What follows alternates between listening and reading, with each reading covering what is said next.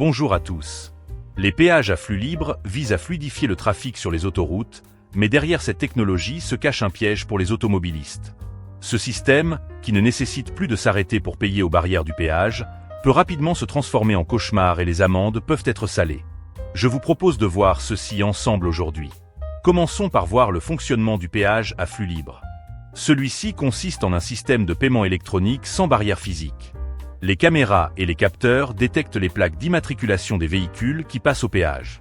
Les automobilistes doivent ensuite régler le montant du péage en ligne ou chez un buraliste dans les 3 jours suivant leur passage.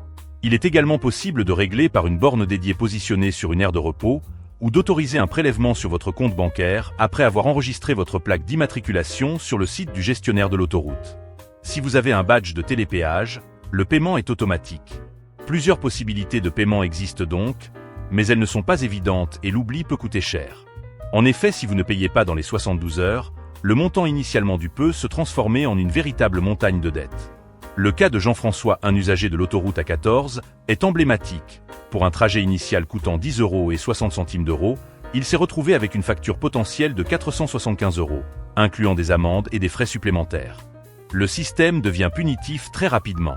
L'amende à défaut de règlement dans les délais est de 90 €, minorée à 10 € si le paiement est fait dans les 15 jours, majorée à 375 € à défaut de règlement dans ces 15 jours. De nombreux automobilistes ont déjà été piégés par ce système. Jean-François, que nous avons mentionné plus tôt, a passé des heures à essayer de régler son paiement en ligne, sans succès. D'autres se sont vus facturer des montants erronés en raison d'une mauvaise classification de leur véhicule. Ainsi, une facturation a été établie pour un véhicule de classe 2 alors qu'il s'agissait d'une voiture de classe 1, entraînant un surcoût de 2 € et 70 centimes d'euros. Ces erreurs sont difficiles à corriger. Elles nécessitent souvent des démarches administratives fastidieuses. Pour éviter ces mésaventures, je vous propose plusieurs conseils pratiques. Payez rapidement. Assurez-vous de régler votre péage dans les 72 heures suivant votre passage pour éviter une amende. Vérifiez la classification de votre véhicule. Si vous pensez que vous avez été mal classé, contactez immédiatement le service client pour faire rectifier l'erreur.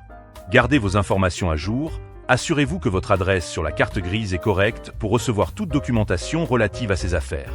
Envisagez un badge de télépéage. Pour les usagers fréquents, un badge de télépéage peut simplifier le processus et éviter les oublis.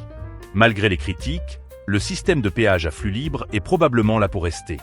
Les sociétés d'autoroutes vont probablement pousser pour la généralisation de cette fonctionnalité en mettant en avant la réduction des embouteillages aux barrières de péage, une expérience de conduite plus fluide et une moindre atteinte à l'environnement. Que pensez-vous de ces péages à flux libre? N'hésitez pas à le dire dans les commentaires. Si vous aimez cette vidéo, je vous invite à cliquer sur j'aime, à vous abonner à ma chaîne et à visiter mon site internet pour plus de contenu exclusif.